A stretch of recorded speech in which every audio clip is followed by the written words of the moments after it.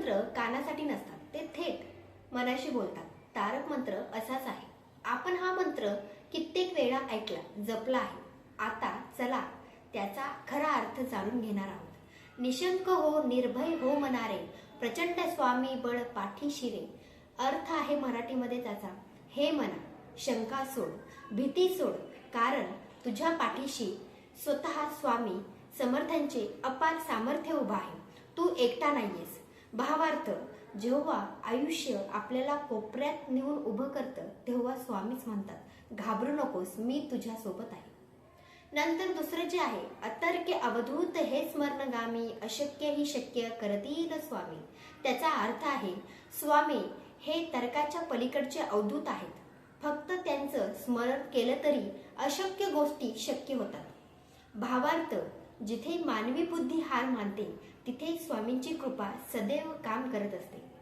जिथे स्वामी चरण तिथे न्यून काय, स्वये भक्त प्रारब्ध घडवी ही माय. मराठीमध्ये त्याचा अर्थ आहे, जिथे स्वामींचे चरण आहेत तिथेच काहीच कमी पडत नाही. स्वामी स्वतः भक्ताचं नशीब घडवतात. भावार्थ, तुझं नशीब तू नाही, स्वामी लिहितात. आता कडवं आहे चौथं, आज्ञेविन काळ नाणे त्याला, परलोकीही ना भीती तयाला. त्याचा अर्थ आहे, स्वामींच्या आज्ञेशिवाय काळ सुद्धा भक्ताला स्पर्श करू शकत नाही. मृत्यूनंतरही त्याला भीती उरत नाही. भावार्थ आहे, स्वामी भक्तांसाठी मृत्यू सुद्धा शांत झोप असते. उगाची भीतोसी भय हे पळू दे, जवळी उभी स्वामी शक्ती कळू दे. त्याचा अर्थ खूप छान आहे.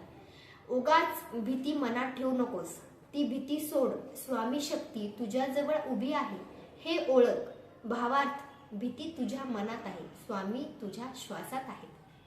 नंतर जगी जन्म मृत्यू असे खेळ ज्यांचा, नको घाबरू तू असे बाळ त्यांचा.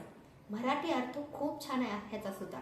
जन्म आणि मृत्यू ज्याच्यासाठी खेळ आहे त्याचे तू लेकरू आहेस, मग घाबरण्याचं कारणच काय.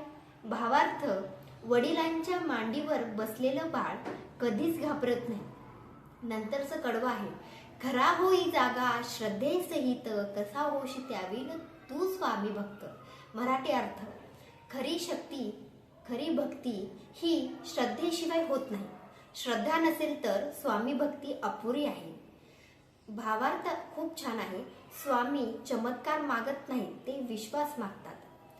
नंतरचं कडवं आहे, कितीदा दिला बोल त्यांनीच हात, नको डगमगू स्वामी देतील साथ. अर्थ, स्वामींनी कित्येक वेळा तुला वाचवलं आहे, मग आता डगमगू नकोस, स्वामी नक्की साथ देतील. भावार्थ, जिथे तू संपतोस तिथून स्वामी सुरू होतात. नंतरचं शेवटचं, विभूती नमन नाम ध्यानार्थी तीर्थ, स्वामीच या पंच प्राणामृतात. त्याचा शेवटचा अर्थ आहे, विभूती नमन नामस्मरण आणि हेच खरे तीर्थ आहेत.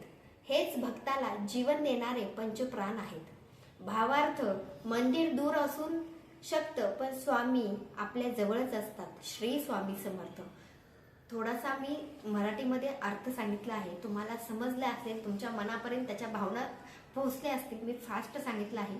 आणि तुम्हाला असेच कोणत्या तारक मंत्राचा जसा मी अर्थ मराठीत सांगितला तसंच जर तुम्हाला कोणत्या मंत्राचा मराठीमध्ये अर्थ जर ऐकायचा असेल तर कमेंटमध्ये नक्की सांगा. आणि हा व्हिडिओ कसा वाटला ते सुद्धा कमेंटमध्ये नक्की सांगा. श्री स्वामी समर्थ लिहायला विसरू नका. श्री स्वामी समर्थ. जय जय स्वामी समर्थ. स्वामी सखी चॅनलला सबस्क्राईब करायला विसरू नका.